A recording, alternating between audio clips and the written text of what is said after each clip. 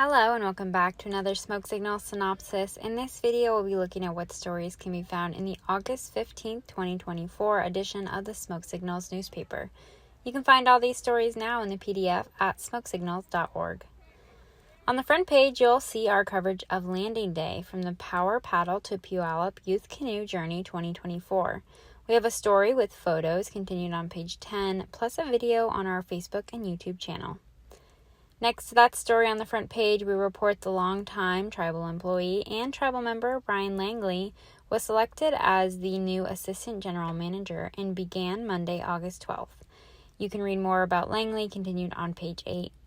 At the bottom of the front page, the summer weather has brought fires across Oregon, in which the tribe has deployed their firefighters to. You can read more about the tribe's emergency resources and preparedness on page 7. During the Wednesday, August 7th Tribal Council meeting, Council approved an application to the Department of Housing and Urban Development's Indian Housing Block Grant Program to build several low-income apartment units in tribal housing. You can read more actions from that meeting on page 5. Former Smoke Signals editor Dean Rhodes recently published an ebook memoir. You can read about the book called A Hard Day's Right, A Journalist's Journey Through the World of Pop Music 1989 to 1994, and more, all on page 6. The long-anticipated tribally operated school is expected to open August 26, beginning with its kindergarten class. You can read more about the ongoing efforts for the school on page 7. Tribal member Tyler Brown is releasing his second book on Tuesday, August 20th. In addition to being an author, Brown is a corporal with the Grand Ronde Tribal Police Department. You can read more about his book on page 9.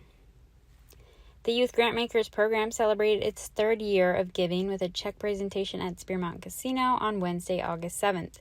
You can read more about their work and the check presentation event on page 11.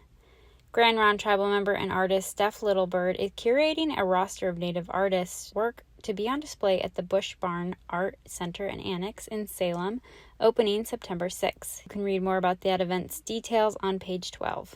And it's still election season. Smoke Signals has interviewed all the candidates on the Smoke Signals podcast. You can find those interviews wherever you listen to podcasts. And that was your Smoke Signals synopsis. We have all these stories now available on the PDF at smokesignals.org. I'm Kamaya, the social media digital journalist for Smoke Signals.